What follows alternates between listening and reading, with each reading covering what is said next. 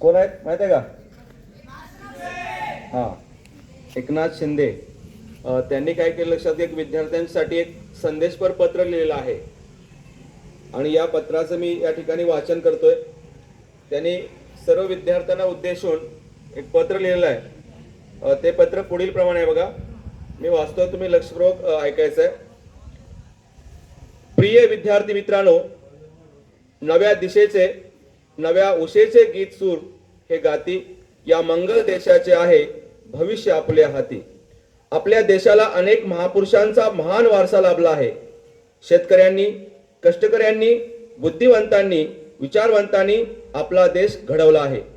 विविध प्रयोगशील व्यक्तिमत्वांनी रुजवलेल्या संशोधनाच्या बोजाचा वटवृक्ष झालेला आपल्याला आज पाहायला मिळतो आहे. चांद्रयान-3 मोहिमेच्या यशाने भारताचे नाव आता अंतरावरील सुवर्ण अक्षरांनी कोरले आहे.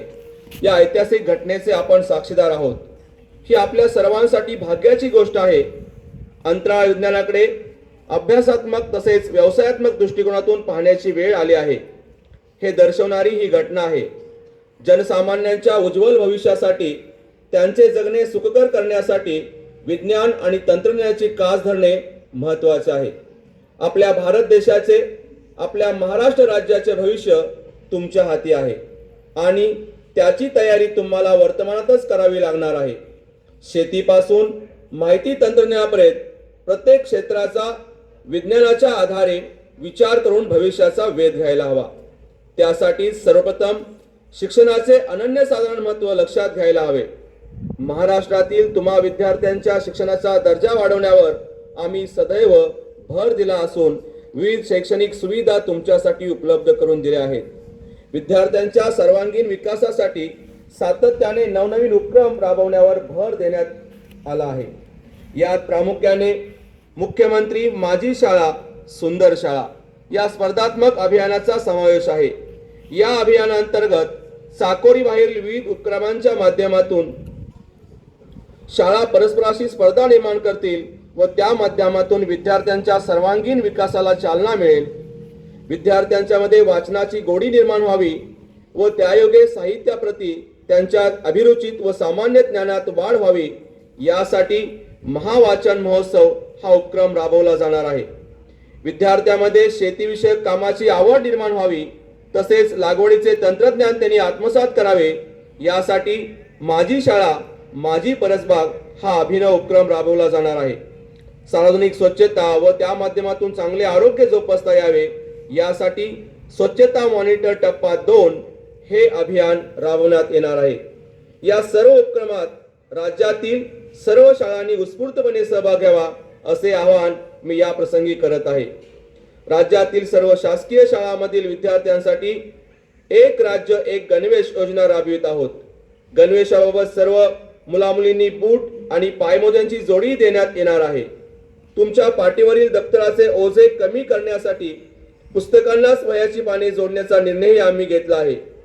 तुमच्या शरीर स्वास्थ्यासाठीच शालेय पोषण आहारात सुधारणा करण्यात येत असून त्याद्वारे राज्याच्या विविध भागातील प्रादेशिक आहारांच्या आवडीनिवडी आणि सवयी विचारात घेऊन त्यानुसार पोषण आहाराची आखणी केली जात आहे.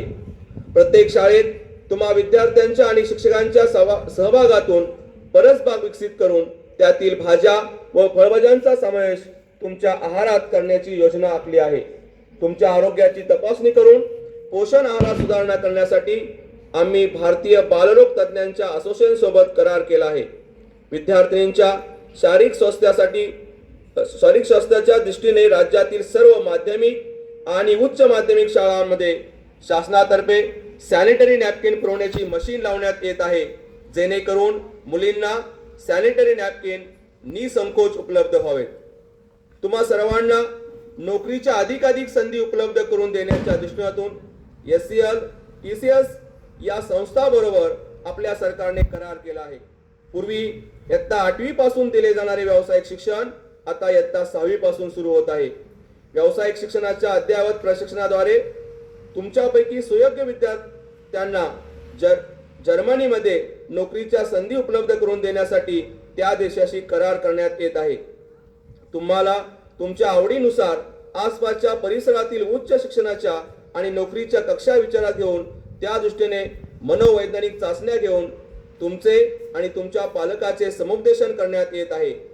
सर्व शाळांमध्ये digital library, English language lab, stem lab, robotic lab इत्यादी उभारून त्याद्वारे तुम्हाला 21व्या शतकातील शिक्षणाच्या अद्ययावत संधी उपलब्ध करून देण्यात येत आहेत.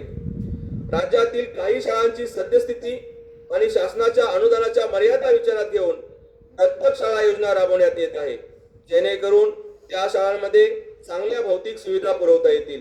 मित्रांनो, या राज्याचे, देशाचे भविष्य तुमच्या हाती आहे. तुमचे यश हे उद्याच्या सक्षम महाराष्ट्राचा पाया असेल.